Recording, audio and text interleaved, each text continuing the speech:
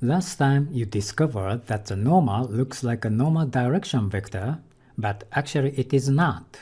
You saw that it was a function instead. In 2D, a normal is represented by the normal equation.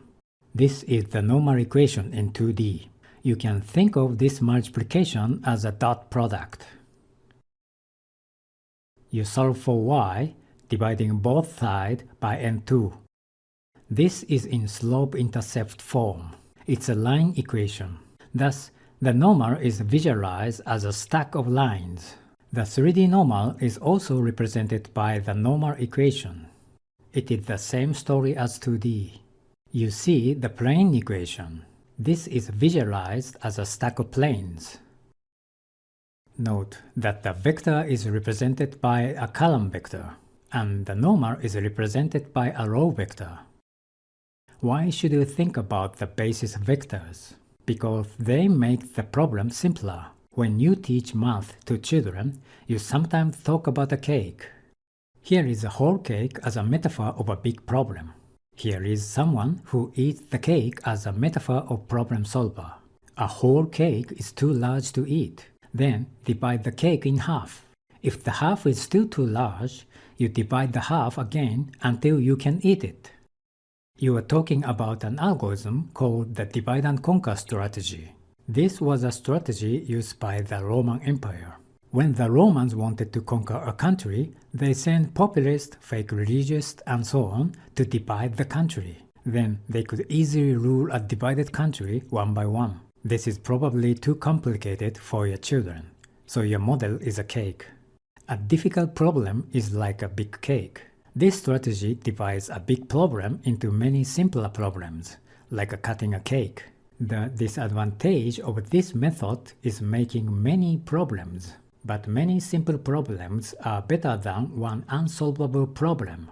A vector can be divided into simpler vectors called its basis. The linear combination of these basis vectors makes the problem simpler. At this point, you have a question.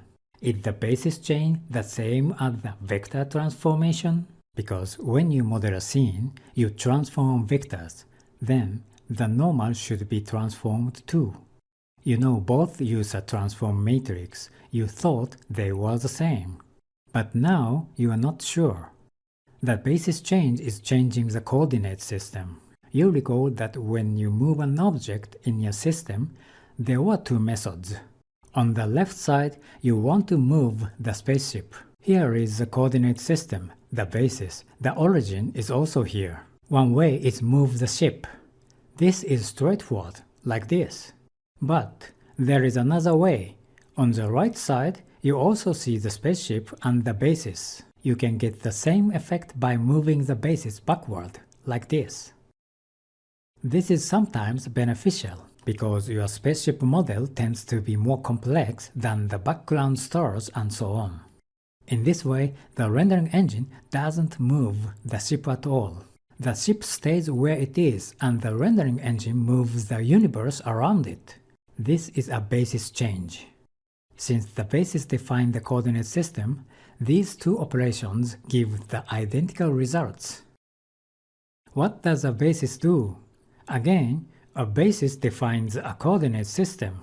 The basis doesn't need to be made of right angles or orthogonal, but an orthogonal basis is simpler. A basis also defines the length of an object. The unit can be 10 meters, 1 kilometers, 1 meter, or any value you choose. The value 1 in the computer does not specify a unit. So far, the relationship between a basis change and a vector transform is subtle. Strictly speaking, they are not the same, but mathematically it looks like there is no fundamental difference between them. They just differ based on your point of view. Physically, a basis change is more straightforward, because physical objects, space, stars, spaceships, and pencils are harder to change. In the morning, when you see the sun, you would say, "The sun rises." However, if you go to outer space, you don't say, "The sun rises." But you would say, the Earth rotates. Which is really correct?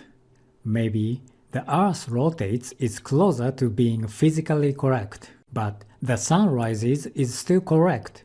You are standing still and moving at the same time. Since both are correct, you decide to think in terms of the simpler one, a basis change. You realize that you have two mental models about vectors. The first one is an array of numbers. That is how you define a vector in a computer. If there are three numbers in a vector, you think of it as a 3D vector. In a computer, however, there are neither columns nor rows. Computer memory is just a one-dimensional array. Your program usually models a vector as a column vector. You call this a vector model version 1. The second way to see a vector is an arrow. It is more a physical object instead of an array of numbers. Let's use a pencil instead of an arrow to represent a physical object. You introduce the basis as a measuring stick like this. With the basis, the x component of this pencil vector is 1.5, the y component of this vector is 1.0. When the basis changes, the components of the vector also changes. With this new basis, the vector components are 0.833 and 0.333, but the physical vector, in this case a pencil, doesn't change. When the basis changes, it means the coordinates change, but the pencil has the same physical length. A different basis also doesn't change what the pencil points at, in this case, the triangle person. The basis is your measuring stick. A coordinate system is artificial, invented by human beings. The measuring stick doesn't change the objects. You call this a vector model version 2. Now you see the difference between a vector transform and a basis change. A basis change doesn't change the vector. The measuring stick changes. But a vector transform changes the vector itself. They are not equal. However, your spaceship model produced the same effect. Or does it? The left side is a vector transform. The spaceship moves. The right side is a basis change. The coordinate system moves. If you stand at the origin, both worlds are the same. A model transformation and a basis change are related. You can have the same visual effect by either using a basis change or a vector transform. There are two ways to make the pencil twice as large. The first method is to make the pencil itself larger. This is a vector transform. The size of pencil is based on the basis 2.0 and 1.0. Now scale the pencil twice. Then the components are 4.0 and 2.0. The components are twice as large. The second method is to make the basis or the universe smaller. This is a basis change. Again, the size of pencil is based on the basis 2.0 and 1.0. Now make the basis smaller. Then the x component is 4.0 and the y component is 2.0. Because the basis is the measuring stick, the size of the pencil became twice as large. You notice that the basis change is the inverse of the vector transform. The vector components are the same at the end. You explore a basis change. Here you see the standard orthonormal basis E1 and E2.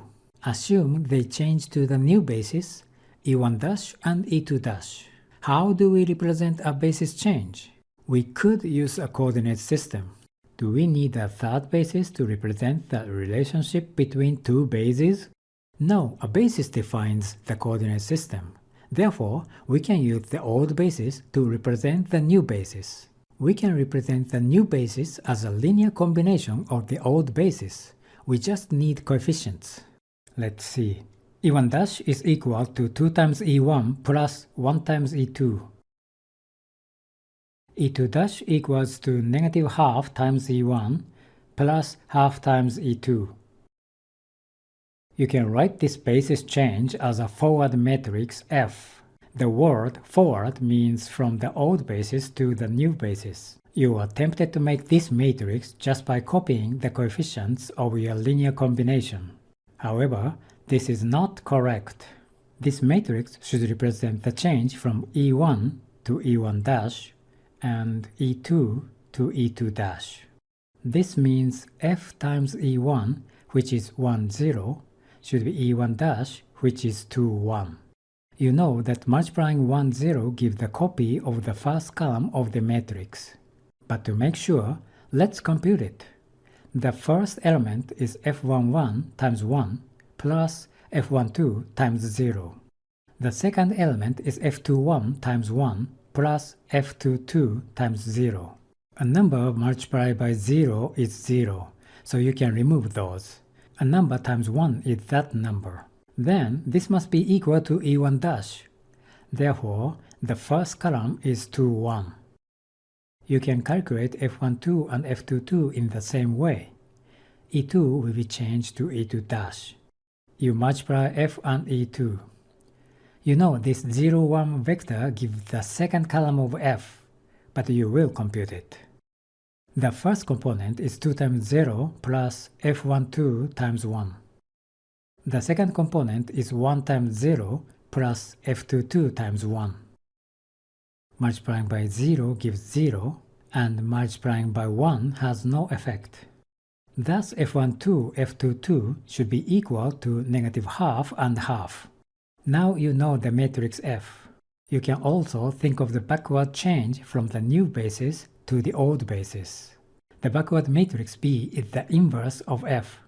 The old basis can be represented by linear combinations of the new basis. Just like the forward matrix, the columns of the backward matrix corresponds to the equations. Let's check this specific case. 1/3 E1' minus 2/3 E2' is E1. And 1/3 E1' plus 4/3 E2' is E2. In computer graphics, a normal is called a normal vector. The length of the normal, called the norm, is always 1. Let's put a pencil on the standard basis. This is one normal vector of the pencil, and this is another. But the normal is defined by the right-hand rule. Once you thought that the normal is a vector, it looks like a vector. But is it? If a normal is a physical thing like a pencil, it doesn't change by basis change, like this. However, the length of a normal vector is based on the basis. That means that the basis change alter the normal vector, like this. And that means that the computer graphics normal vector is not really a vector. You usually don't notice that unless you transform the normal. For the basis change, the vector is invariant. This is a pencil. A pencil doesn't depend on the coordinate system. But vector components are variant. For normal n, the length is always 1, regardless of the coordinate system. This means that n is not a vector. At least it is not your version 2 vector, because the coordinate system defines the length. So you remove the constraint that the length must be equal 1. Then n looks like a vector. A normal is also invariant under the basis change. Now you know that a normal is based on a vector. You know a vector is invariant. This means a normal is also invariant, but the components of a vector are variant. This means normal components are also variant. If you know how the vector components change by the basis change, you will know how the normal components change. It seems you are one step closer to knowing how to transform the normal. First, let's see how a vector components change from a basis change. With the standard basis, the components of this blue vector are 1.5 and 1. Since you're considering the pencil model, the basis change doesn't change the vector itself, but the vector components will be changed. Here is the new basis. Let's see how the components have changed from EI to EI'. The first component is 0.833. The second component is 0.333. How can we derive this? You know the basis change matrix F. This is the forward matrix. Let's apply the F to the vector component of the old EL basis.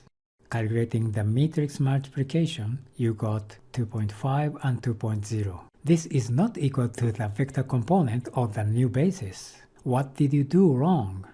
But you already know the clue. You have already seen when you scaled down the basis, the vector components were scaled up. Therefore, you try the backward matrix B, the inverse of the forward matrix F. This is B. Let's calculate B times V. You got 0.833 and 0.333. Now you have the desired components. This is how to change the components. That is the inverse.